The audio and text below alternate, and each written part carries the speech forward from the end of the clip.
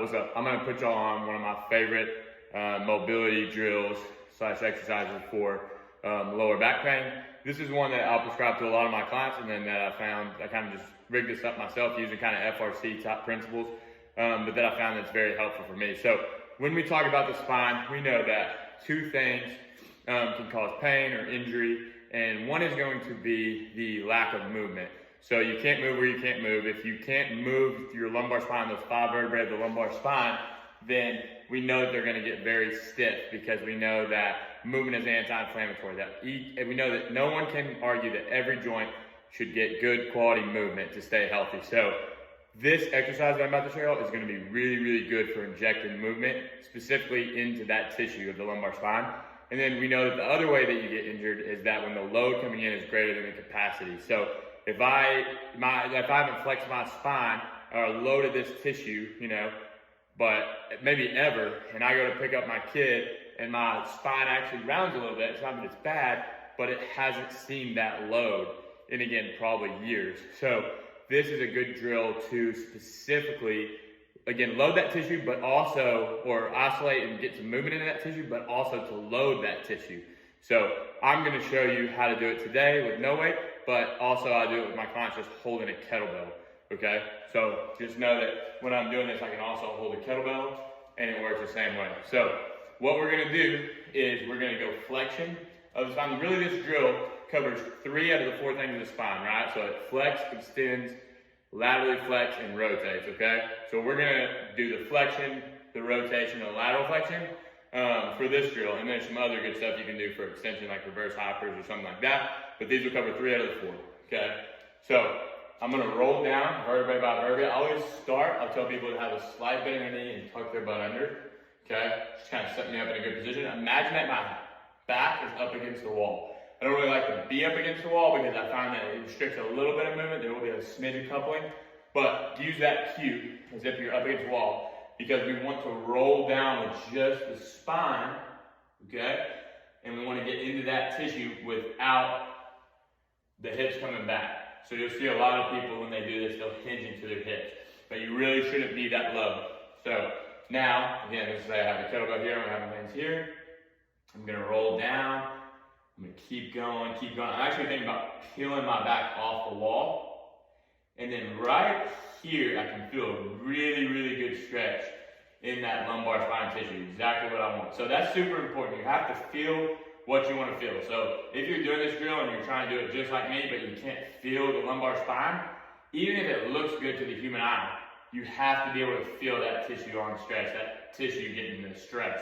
So right now I feel good. I like to give the cue now. Imagine if you're on all 4s and I'm trying to now round my upper back up towards the sky. So like I'm a cat, but I'm just trying to arch those 5 vertebrae of the lumbar spine, and I can feel more tension definitely being placed on those vertebrae there.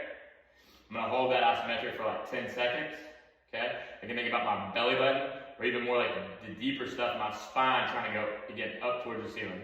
Okay, I'm gonna relax that contraction. Now I'm gonna try to rotate to the right. I'm gonna stay in this amount of flexion, okay? And I'm gonna rotate to the right, but I don't wanna rotate with my sternum, because that's gonna be thoracic spine, right? So I wanna cue the sternum not to move. So we shouldn't see this. We wanna keep that still. And I give the cue to try to rotate with the belly button.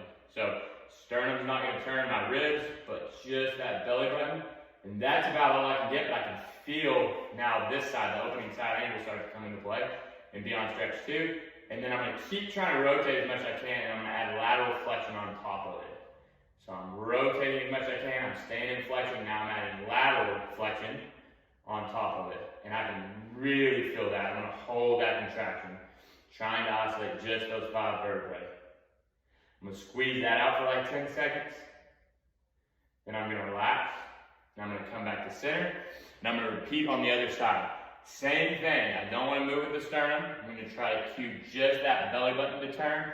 Also, I wanna say if I'm wearing a belt buckle, okay, and there's a laser pointing off, I want that laser to stay in the same spot, because I don't wanna do this. If I do this, right now the laser is pointing this way, because a lot of people will wanna turn with that pelvis, but you're gonna keep that out of it, okay? I'm gonna rotate just through that spine right there. I can feel that a lot, and then I'm gonna add lateral flexion on top of it, okay? Now I can feel that Really, really good. I'm gonna hold for like 10 seconds. Then I'm gonna come back to center, I have a kettlebell. Then I'll just do a full rep, which is like a Jefferson curl, which is good. It's not gonna just isolate the spine, it's gonna get into the hamstrings, but I find it's a good global posterior chain stretch just to finish it off, okay? So I'm gonna come down all the way now. I'll just kind of bend my elbows if I can touch the ground with the kettlebell. And then I'll just kind of cue them to hang out here for 10 seconds. Passive, really melting into the stretch. And then 10 seconds, really trying to pull deeper. So I'm gonna try to straighten my legs, pull with my quads, hip flexors, abs, and really try to pull myself deeper into this stretch.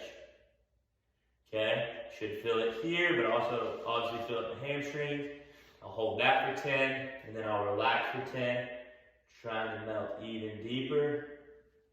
Okay, constantly trying to keep my legs as straight as I can. Again, the hamstring is not like the main focus on this one. If that was the intent, then I would really try to lock them out to get even more of a stretch. But we're really trying to stretch that lower back. And then I'll cue them to roll up vertebrae by vertebrae, stacking each one on top. And that's a set. And that set usually goes somewhere around 3, it can be anywhere from 2 to 5 minutes, okay? Depending on how long, obviously, they stay in each cue or contraction or even in the passive stretch. But this is a great drill because, again, it gets moving into the spine, and then also that it gets a lot of time under tension, okay? And we know that we need quite a bit of time under tension to even get the cells to give a crap about the signal, right? So, meaning that nobody got flexible doing, 10-second stretches trying to touch their toes. We know that we need more time in that tissue to get an adaptation.